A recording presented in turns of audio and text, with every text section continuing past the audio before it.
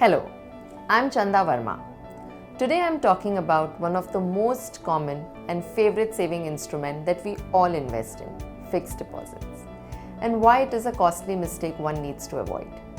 Now, FD has been around for ages. Our parents, grandparents, cousins, uncles, aunts, friends all have invested in it, and we've seen them benefit from it.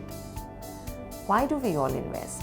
So that we protect our savings, our capital, our hard-earned money, so that our money grows with time and we make some nest for ourselves and our needs, be it for whatever, education for kids, travel, buying a house, retiring, saving for a rainy day, etc. And that is what we want when we invest in fixed deposits, isn't it? When it comes to fixed deposits, we feel FD safe hai, familiar hai. We feel guaranteed returns bhi hai. We feel banks don't go bust every day. SBI, HDFC, ICICI, big banks. And if you have an old relationship with the bank, they are easily accessible. Plus it's physical. It's not some stock demat account statement, some mutual fund statement which is just paper. So there is a mental comfort. We feel, हाँ आजकल interest rate low है 6%, but at least negative तो नहीं होता है. Capital तो protected है. I'm sure all this resonates with all of you. Now that we've understood our feelings, let's understand some facts to know why it is a costly mistake. 1. FD rates have been steadily coming down over the last 20 years. In the 90s, FDs made a lot of sense. The FD rates were as high as 12-13%, but from then on, the interest rate on FDs have been coming down fast, from 10 to 9 to 8 to 7%, and today they are the lowest, 5 to 6%. And that is pre-tax. These are published rates. You pay 30% interest tax on the interest. So after that, what do you get? 4% return on your FDs? Now, we don't think of tax because it's going upfront. It's invisible. It's something the CA takes care at the end of the year. But it is going from our pockets.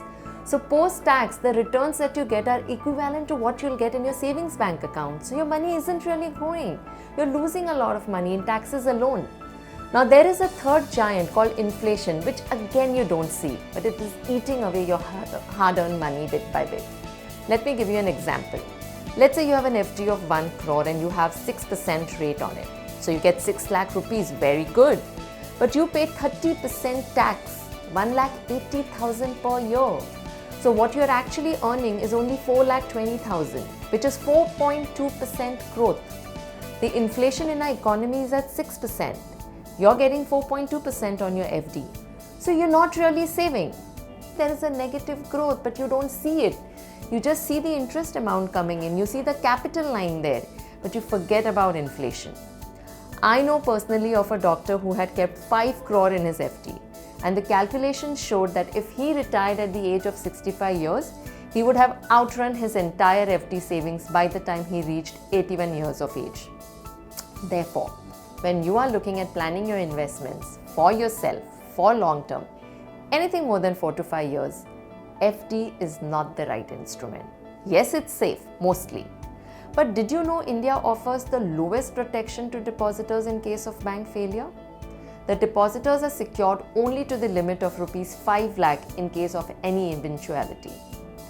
And we have heard of recent issues like with Punjab and Maharashtra Bank, the PMC scam, Yes Bank, Lakshmi Vilas Bank, etc., where depositors were affected to a great extent. So what should you do now? There are 4 key takeaways here. 1. The first step is to figure out your post-tax returns from FD. If it is less than inflation, it absolutely makes no sense. Like in the current situation, the value of money is getting eroded. That is why it is a costly mistake. Number 2. What should you do? There is a thumb rule for how much amount you should keep in FD. A. Whatever are your fixed monthly expenses, which you have to pay whether you earn or not, multiply that number by 6 to 12 times. That is the amount you have to keep in FD. That's it. That's your cushion, your rainy day savings, your emergency corpus. B.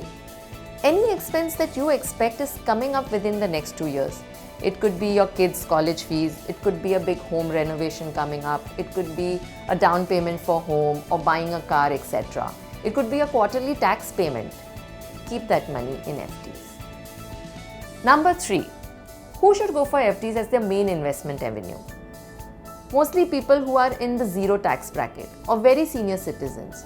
Or if you are a very conservative investor, irrespective of tax, irrespective of inflation, you still want to take no risks and you're okay even if your money is losing value, then you can take the decision to keep the maximum of your investments in FD. But please be aware here that this is a decision which may not help you meet all your goals, but you're okay with it. Most of the times, people plan their retirement through FD, and what we have seen that they outlive their investments, as I had explained in my example. I'm not saying it's bad, but what is important to know is how much exposure should be taken based on your post-tax returns, so your retirement is taken care of. Now, just like we all know, balanced diet and exercise is essential to have a good, healthy life, you need to have a balanced allocation in different asset classes based on your individual needs, your time horizon, your risk appetite to have a healthy financial life.